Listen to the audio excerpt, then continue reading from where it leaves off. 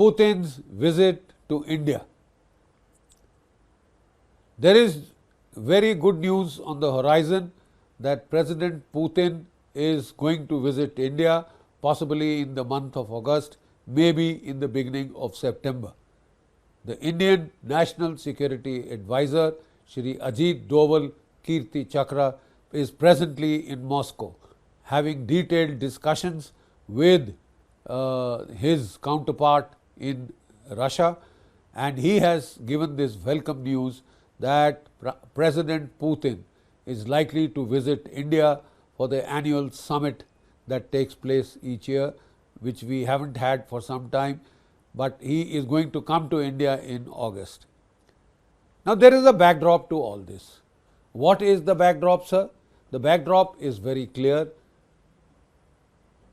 Under President Joe Biden, India-America relations had touched a nadir, a low point, last seen in the 1971 war for the liberation of Bangladesh.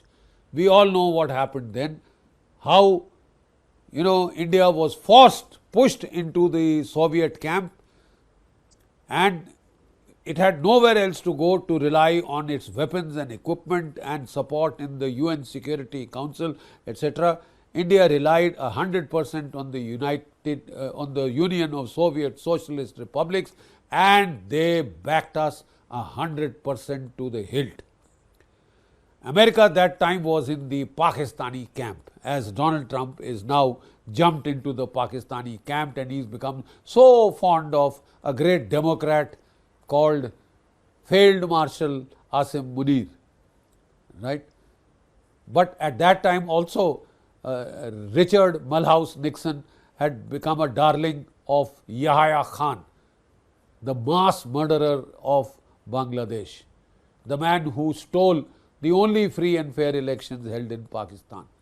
So, the simple fact is that America backed Pakistan to the hilt despite America's backing, and America had made an outreach to China via Pakistan, right? It had broken up the Russia, China, the Soviet Union, China alliance. It had broken under the very smart geopolitical guidance of Henry Kissinger, who was the architect of this rapprochement between America and China, right? So, they had both come together. Despite their coming together, India broke Pakistan in two, the only decisive conflict in the Cold War, in which a new country was created with the force of arms. 93,000 prisoners of war surrendered, and India had re-engineered the entire security architecture of South Asia. It was in Joe Biden's time that America went back to the days of 71. It tried to destabilize the entire re-engineering of subcontinental security that India had achieved in 1971. How the CIA and the ISI conspired to overthrow the pro-India regime in Bangladesh. We are all aware of that story. And then Joe Biden turned implacably hostile. They took $1 billion from us to sell us the GE 404, GE 414 engines. They stabbed us in the bloody back by refusing to supply those engines for 2 long years when our MiG-21s were being phased out. And then you want us to buy, my God, you want us to buy more American weapons so that we can be stabbed in the back again? Once bitten, twice shy. Who will go in for American weapons if this is the record? Even the Europeans are having second thoughts, because they now see that the F-35 that America is asking them to buy in not dozens but in hundreds, all have a kill switch. You buy billions of dollars, and when I want to turn it off, all your investment will go down the bloody drain. And you want us to do that? You want us to stop buying weapons and equipment from reliable sources like Russia? I mean, it's a tried and tested friend. But the simple fact is that the United States is done everything in its power. We had hoped that with the return of Donald Trump, things would change. In fact, there was a sigh of relief in India when Donald Trump won the election. We thought back of his first term, howdy Modi, namaste Trump, ab ki baar Trump sarkar, etc., etc. But we found a strange new matrix. We found a strange new matrix coming up. We thought Donald Trump had a long-term agenda, what is called grand strategic design. But suddenly, we found Donald Trump turned transactional, turned tactical, turned mercurial, and change minute by minute, hour by hour, become like a kaleidoscope, forever shifting, forever changing his tune. You see, if you understand the other countries' grand strategic design, the overall strategy, the American governments used to take out a strategy, national security strategy paper in every administration that laid out what it planned to do and what were its priorities, etc., etc., and it helped the rest of the world to cope or to either align itself or to protect itself from the consequence of such politics. But the simple fact is that how can you strategize in the long term if Donald Trump is going to turn everything topsy-turvy? Everything will be on a minute by minute mood, whim basis, whimsical basis. That would breed international anarchy at the time of a multipolar order. And this instability, this lack of long-term planning, strategic planning, etc., would be very disruptive of the global order.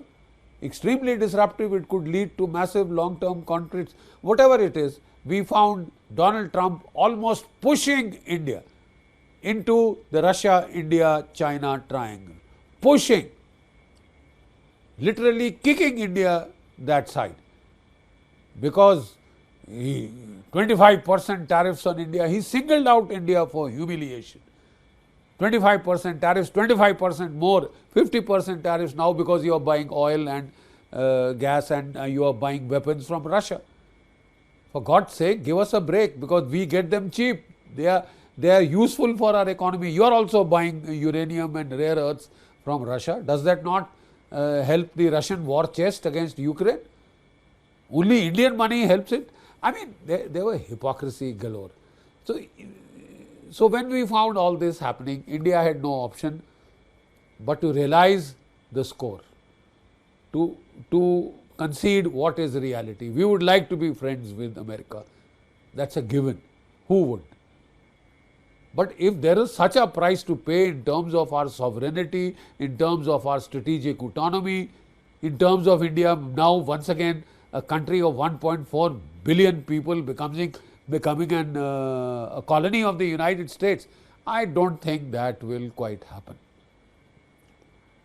And it is rather unrealistic of Donald Trump to imagine that that will happen in the 21st century, that the 21st century will go back to the 18th century of colonial conquest.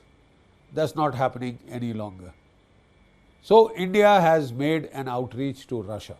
The Indian National Security Advisor is now presently in Moscow, and he has given us the welcome news that in this month, maximum next month, September, President Putin will be visiting New Delhi for the annual summit dialogue.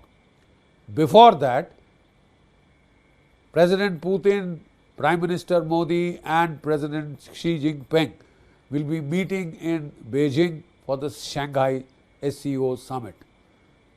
There will be one-to-one meetings between the Indian PM and the Russian President. So things are quite clear. We can also, pay back your compliments if you try and humiliate us, if you try and push us, if you try and,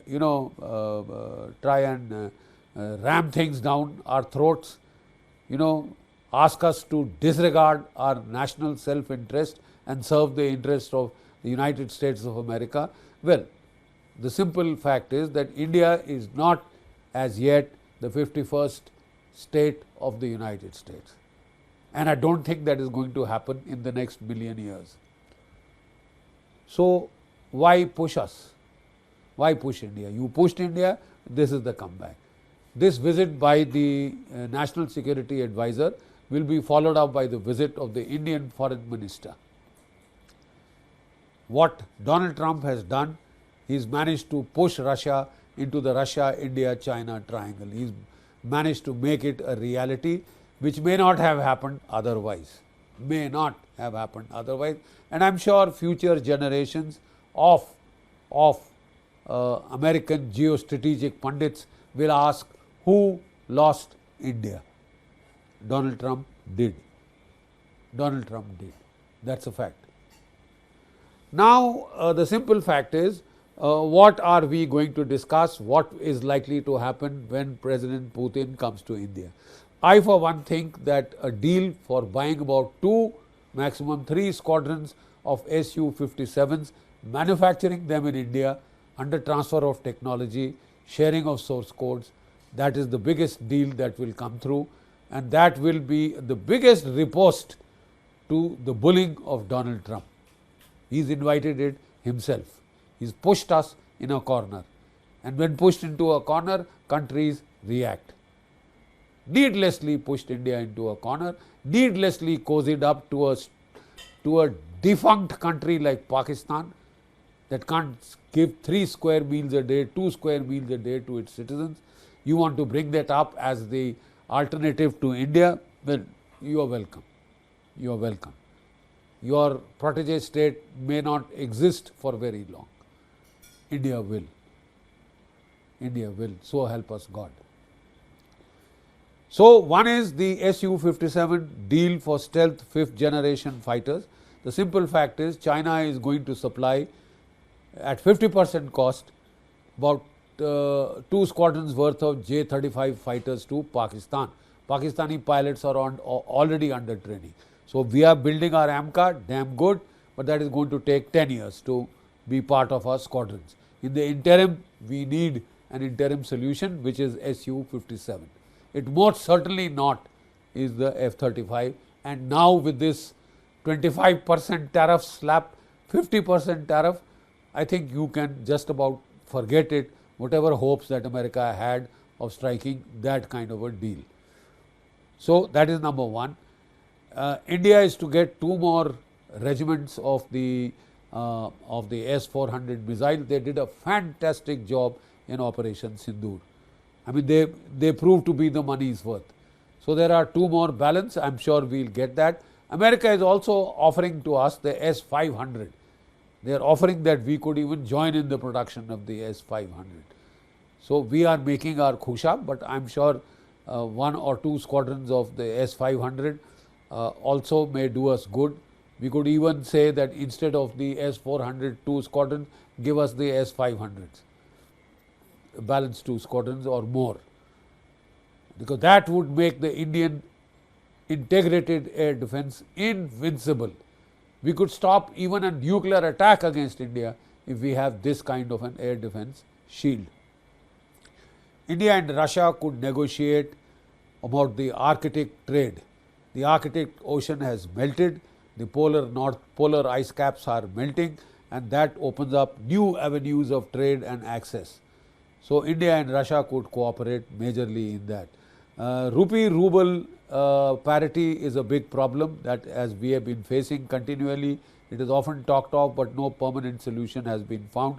So, we could go in for digital rubles, digital rupees, and that may perhaps make the transactions much easier and much faster. We could go in for such a digital currency for intra-BRICS trade. And there are more than 24 countries which are now in BRICS, and many more are wanting to join. And by the way, the economy of the BRICS, the GDP of the BRICS countries, sum total is more than that of the G7, right. So, if Donald Trump wants to say that BRICS is his new prime enemy, well, then BRICS includes an I called India, and India will then have to take care of its own, protect its own national sovereign interests. We could go in for long-term energy deals, like Russia has signed with Iran, like Russia has signed with China. China and Russia have signed long-term energy deal. that takes advantage of the current low prices and fixes them in perpetuity for decades. That would be a great help, because we are not going to buy energy from America, which is 5 times the distance, almost 2 to 3 times the cost. So, I mean, why do we have to do that? To deliberately give a knock to our economy just to please America, and America on the contrary imposing 50% tariffs against India. I think this game has now reached dead end. You pushed us into a corner, and the blame for who lost India will entirely be in the camp of Donald Trump, unless even at this stage his geopolitical pundits realize the long term mistake that they are making in pushing India, China, Russia together. It would be very antithetical to American geopolitical interest. Mercantilism be damned. Geopolitics will prevail in the end. And this new order of mercantilism based on Donald Trump tariffs and trade wars with the rest of the world, which has hurt mostly the American allies and friends. Canada, Mexico, Europe, Japan, South Korea, Taiwan, they've all been adversely impacted by Donald Trump's mercurial brand of trade, tariffs and policies. How long this will last, how long this will take to stabilize, God only knows. But in the interim, the entire basis of stability in the international order has been severely undermined. People need to think long term. Nations can't work on a minute to minute change of directions. You see, going all 360 degrees of the compass, north now, south now, northwest now, southwest now, etc., it doesn't work. It cannot work. And I think we might as well stabilize and stick to long term direction. That is the job of the top management.